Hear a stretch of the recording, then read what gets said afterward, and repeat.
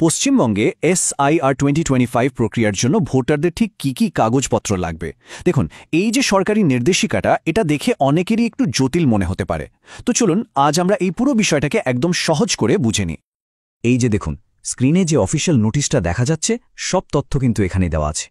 আমরা এখন যেটা করব এই নোটিশটার প্রতিটি অংশ ধরে ধরে আলোচনা করব যাতে কোনো রকম কনফিউশন না থাকে আর পুরো ব্যাপারটা জলের মতো পরিষ্কার হয়ে যায়। আচ্ছা, তাহলে শুরু করা যাক।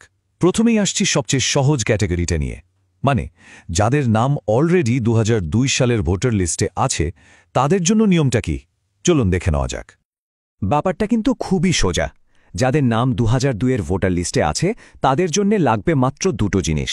এক, ভোটার লিস্টের যে পাতায় নামটা আছে সেটার একটা ফটোকপি, আর দুই, একটা রঙিন পাসপোর্ট সাইজের ছবি। ব্যাস, আর কিছু লাগবে না। বেশ, এবার আসা যাক পরের ধাপে, মানে সেই সব ভোটারদের কথায় যাদের নাম 2002 সালের ভোটার লিস্টে ছিল না। এখন নোটিশটা দেখলে মনে হবে এদেরকে কয়েকটা আলাদা ভাগে ভাগ করা হয়েছে, কিন্তু এখানে একটা বেশ মজার ব্যাপার আছে। আর এটাই হলো সবচেয়ে গুরুত্বপূর্ণ পয়েন্ট।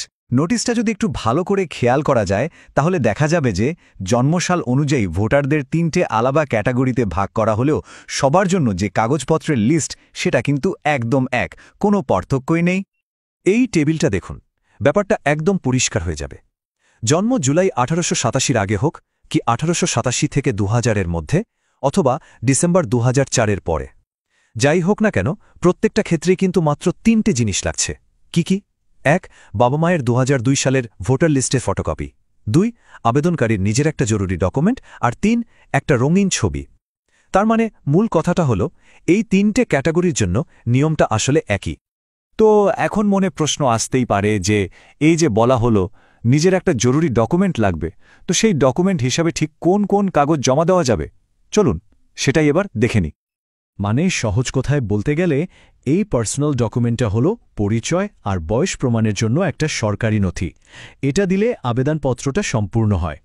সরকারি নোটিশটার একদম নিচে তাকালেই দেখবেন এই 6টা ডকুমেন্টের একটা লিস্ট দেয়া আছে।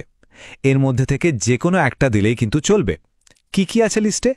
Pension payment order, birth certificate, passport, school বোর্ডের সার্টিফিকেট, পার্মানেন্ট রেসিডেন্স সার্টিফিকেট, অথবা ওবিসি, এসসি কিংবা এসটি সার্টিফিকেট। তাহলে পুরো প্রক্রিয়াটা তো বোঝা গেল। এবার চলুন সবটা মিলিয়ে একটা ফাইনাল চেকলিস্ট দেখে নেওয়া যাক, যাতে নিজের প্রস্তুতি নিয়ে আর কোনো সন্দেহ না থাকে। এত কিছু জানার পর এখন সবচেয়ে জরুরি প্রশ্ন হল, নিজের ক্যাটাগরি অনুযায়ী সব দরকারি ডকুমেন্ট কি হাতের কাছে তৈরি রাখা আছে? দেখুন, প্রস্তুতিটা যদি ঠিকঠাক থাকে তাহলে কিন্তু পুরো প্রক্রিয়াটাই অনেক সহজ হয়ে যায়।